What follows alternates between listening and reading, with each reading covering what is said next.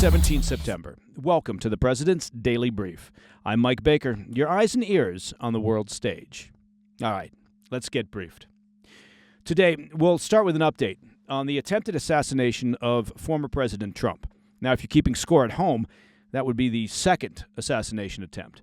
And accusations from Trump himself that inflammatory rhetoric is responsible for the latest incident. Later in the show, we'll head to Israel, where the Israeli Defense Forces, the IDF, have been ordered to gear up for a potential military campaign in Lebanon. Defense Minister Yoav Gallant has issued a stark warning that the window for a diplomatic solution with Hezbollah is rapidly closing. Plus, as the war in Ukraine grinds on, Russian President Putin is looking to increase the size of the Russian military, ordering an additional 180,000 troops to bring Russia's total troop numbers to 1.5 million. And in today's back of the brief, some tragic news as the IDF admits that 3 hostages were accidentally killed back in November during an airstrike that was targeting Hamas commanders. But first, today's PDB Spotlight. Former President Trump's alleged would-be assassin, Wesley Routh, appeared in U.S. District Court yesterday, a day after he was arrested in West Palm Beach, Florida. The 58-year-old Routh faces 1 count of possession of a firearm by a prohibited person, meaning he's a convicted felon, and 1 count of a possession of a firearm with an obliterated serial number. The 2 charges carry a combined maximum penalty of 20 years in prison and a $500,000 total fine. Now, the suspect was seen laughing in the courtroom as the charges were revealed. Yeah, he seems perfectly stable. He's due back in court next week for a bond hearing. As you know, Routh was arrested Sunday after a U.S. Secret Service agent noticed a weapon poking out of the tree line as the Republican presidential nominee was playing a round of golf. Attorney General Merrick Garland said in a statement that the FBI is continuing to investigate what appears to be an assassination attempt on Trump. Garland said, quote, "We are grateful that the former president is safe. We will work tirelessly to ensure accountability, and we will bring every available resource to bear in this investigation," end quote. Now, initial claims that the suspect had an AK-style weapon turned out to be false. The criminal complaint clarified that authorities had recovered a loaded SKS-style rifle with a scope. As we reported yesterday afternoon, it's believed that Routh laid in wait at the golf course for nearly 12 hours prior to the encounter. We've also learned more about Routh's extensive rap sheet, having had at least 100 run-ins. Well, he's quite the overachiever with law enforcement before his most recent arrest. His legal troubles stretch back to at least the 1990s, with arrests including drug possession, driving without a license, expired inspection, and operating a vehicle with no insurance. Those are all petty charges compared to a felony conviction for owning a fully automatic weapon back in the early 2000s. As we noted yesterday, it was also reported that in 2002, Routh was arrested after barricading himself in his roofing company's office during a 3-hour standoff that followed a traffic stop in which he put his hand on a gun before fleeing, and you have to ask yourself, how is this guy still wandering around out in public? Meanwhile, Trump is laying blame for the attempted assassination directly on what he called the highly inflammatory language of President Biden and Vice President Harris. Trump told Fox News, quote, "Their rhetoric is causing me to be shot at when I'm the one who's going to save the country, and they are the ones that are destroying the country both from inside and out," end quote. President Biden has also spoken out on the assassination attempt, praising the Secret Service for their work and saying that the agency needs additional resources. Biden said, quote, "The one thing I want to make more clear is the Secret Service needs more help, and I think Congress should respond to their needs," end quote. All right, coming up after the break, we'll examine Israel's preparations for a potential military campaign in Lebanon and examine how Russia is ramping up its military forces as the war in Ukraine drags on. I'll have those stories when we come back. Welcome back to the PDB.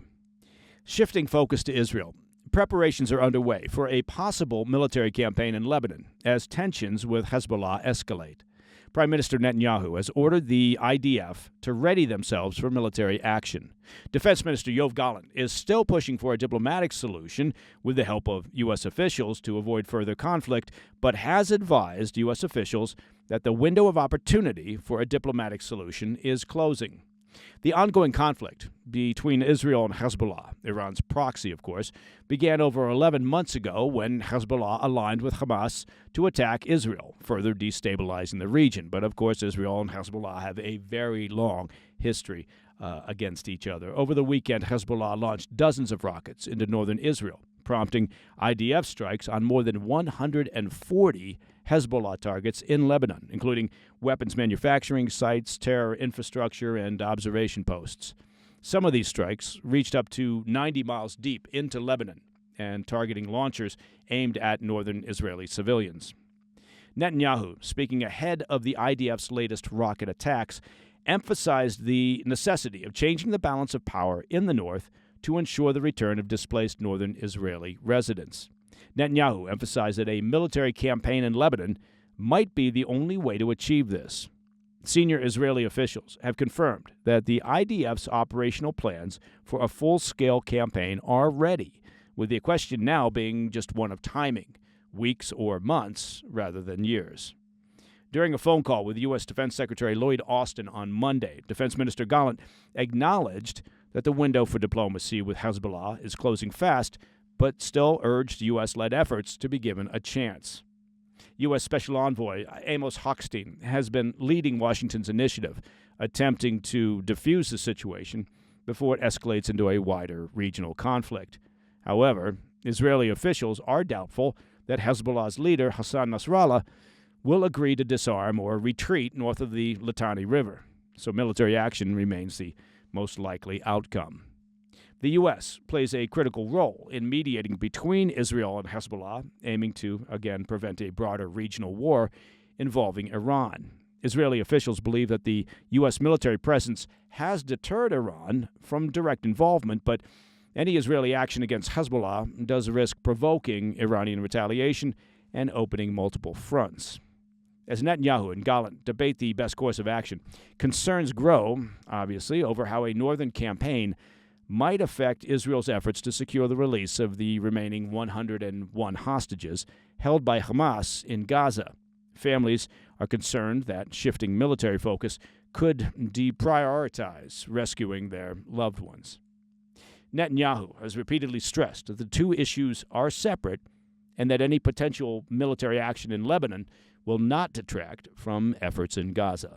Moving on to Russia, President Putin has signed a decree to increase the size of the country's military by 180,000 troops. That's marking the third time that he's expanded Russia's military forces since his invasion of Ukraine back in February of 2022. Now, looking back to August 2022, Putin ordered an expansion of 137,000 troops, bringing at the time the total number of personnel to over 2 million, with 1.15 of those being active troops. 1.15 million, I should say.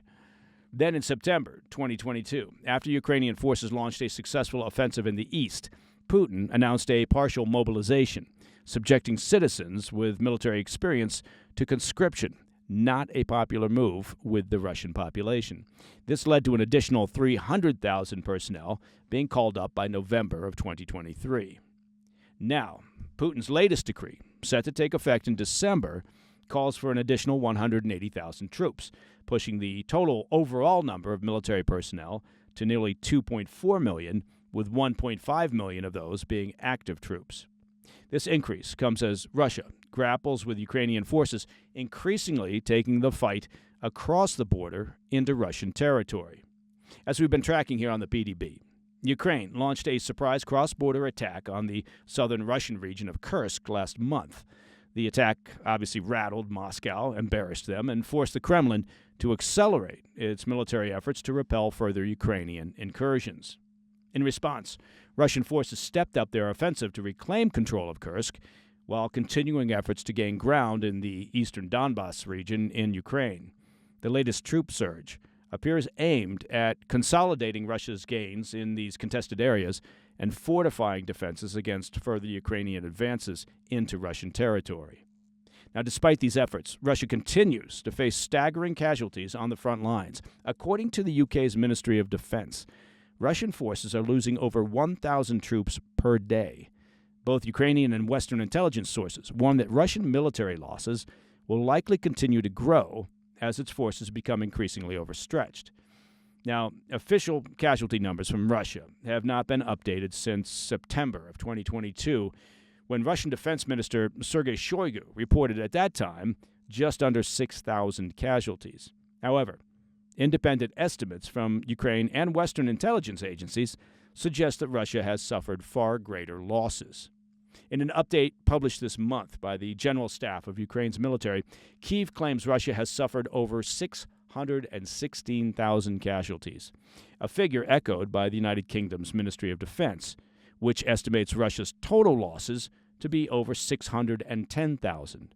Now, these figures account for both killed and wounded Russian troops.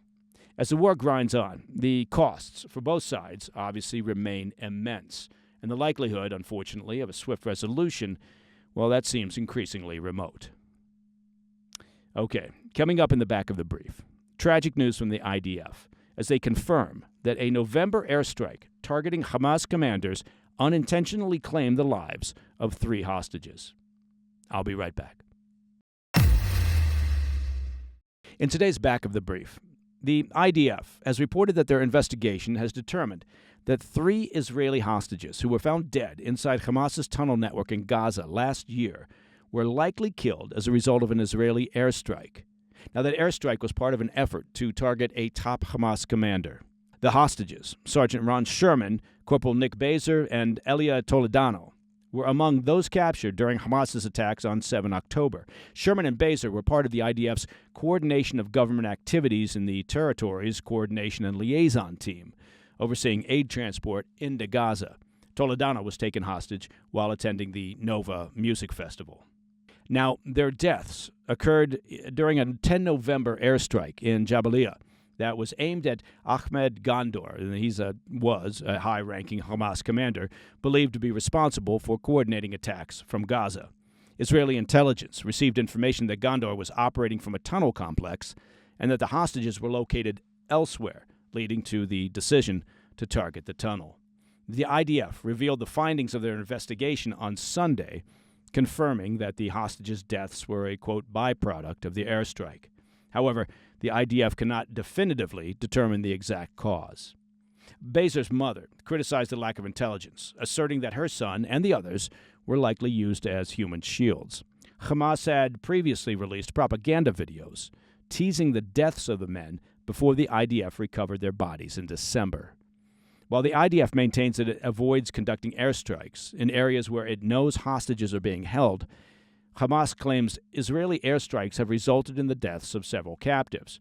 Some former Israeli hostages have also supported those claims, stating that the locations where they had been hidden were hit by Israeli airstrikes during their captivity. Currently, Israel estimates around 100 of the 251 hostages taken by Hamas remain in Gaza, with 33 of those believed to be dead. And that, my friends, is the President's Daily Brief for Tuesday, 17 September. If you have any questions or comments, please reach out to me at pdb@thefirsttv.com. And don't forget what your mother told you. To listen to the show ad-free, become a premium member of the President's Daily Brief by visiting pdbpremium.com. Remember, moms are always right. Now, I'm Mike Baker. I'll be back later today with the PDB Afternoon Bulletin. Until then, well, you know the drill. Stay informed, stay safe, stay cool.